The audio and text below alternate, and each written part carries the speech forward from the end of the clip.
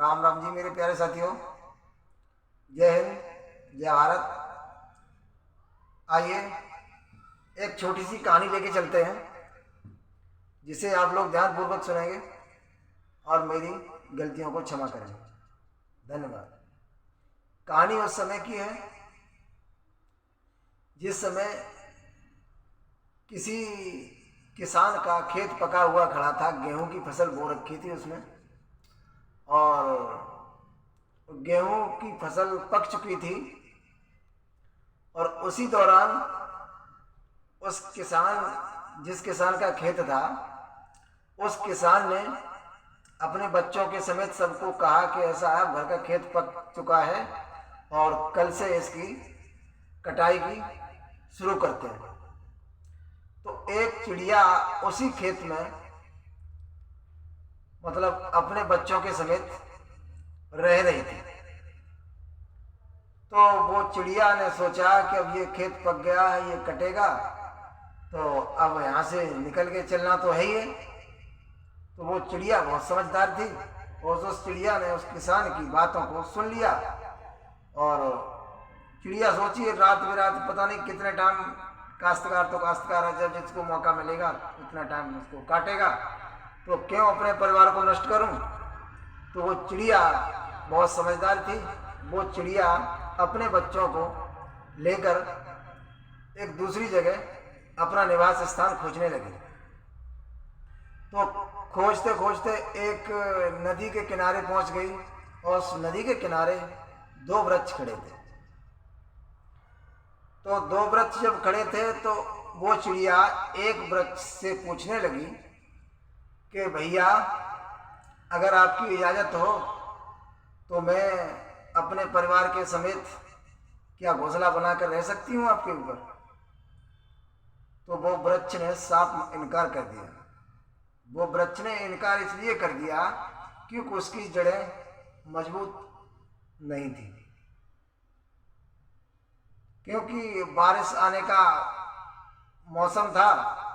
और उसने सोचा अब हमको तो जब जड़ें कमजोर हैं तो रुकना तो संभव है नहीं। तो उसने सोचा, इसलिए उसको मना कर दिया। चिड़िया थोड़ी बुराई मान गई।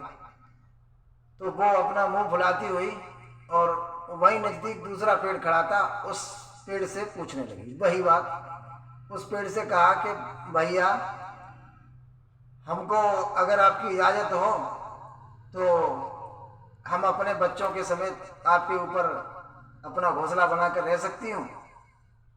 उस पेड़ ने कहा ठीक है बहन जी, रह सकते हो आप। तो वो चिड़िया ने वहाँ पर अपना घोंसला बना के और अपने परिवार के सहित सुरक्षित रह रही थी। आगे क्या हुआ, और उधर किसान ने अपना खेत काट के और जो भी था गेहूं अपना काट के घर भूसा वगैरह सब सारा घर ले गया। और घर ले जाने के बाद बारिश बहुत तेज आई। और आषाढ़ जब बरसते हैं तो बारिश तो आती ही आती। तो जैसे ही बारिश, जब ज़्यादा ज़बरदस्त बारिश आई और पहली ही बारिश में उसकी पेड़ की, जो कम मजबूत पेड़ था जिसने चिड़िया से मना कर दिया था, वही पेड़ और उसी बरसात में गिर गया। जब बरसात में गिर गया तो वही पेड़ जब बहता हुआ जा रहा था, उसी चिड़िया की निगाह जब उस पेड़ पर पड़ी तो वो चिड़िया उसी पेड़ से कहने लगी कि भैया, मैंने आपसे पूछा था कि मैं अपने बच्चों के समेत घोंसला बना के रह सकती थी, तब आपने मना कर दिया। अब देखो पहली बारिश में आपका क्या हाल हो गया। अगर मैं होते तो शायद नहीं ऐसा होता। उस पेड़ ने कहा कि बहन, ऐसी बात है, मैंने आपको इसीलिए तो मना किया था। आप तो बुरा मान गई, लेकिन मैं इसीलिए मना किया था कि मेरे पैर कमज़ोर हो चुके हैं और मैं रुक नहीं सकता कि पता नहीं कितने टाइम मैं चला गया यहाँ से, तो आप और आपके बच्चों को नुकसान होगा। बहन, मेरे को क्षमा करना, मैंने इसीलिए आपसे मना किया था। और आप इस वृक्ष पे शरण ले ली तो आप यहाँ पर सुरक्षित तो हो। तो इसलिए कभी किसी को अगर कोई चीज़ की कोई मना कर दे तो उसको गंभीर हालत नहीं लेना चाहिए। हो सकता है कि उसने मना किया तो उससे कोई आपका समर्थन हो इसलिए तो मना किया। ऐसी बात नहीं है कि कोई मना करता है तो आपके बुरे के लिए करता, नहीं, उसमें आपकी भलाई भी छिपी होती है। इस बात को कभी मत समझना कि कोई हमको चीज़ नहीं दी तो उसने गलत किया, नहीं, ऐसा नहीं सोचना चाहिए।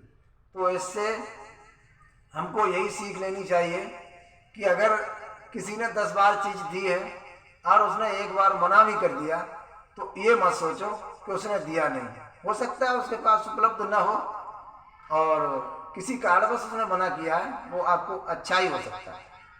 धन्यवाद। जय हिंद, जय भारत, राम राम।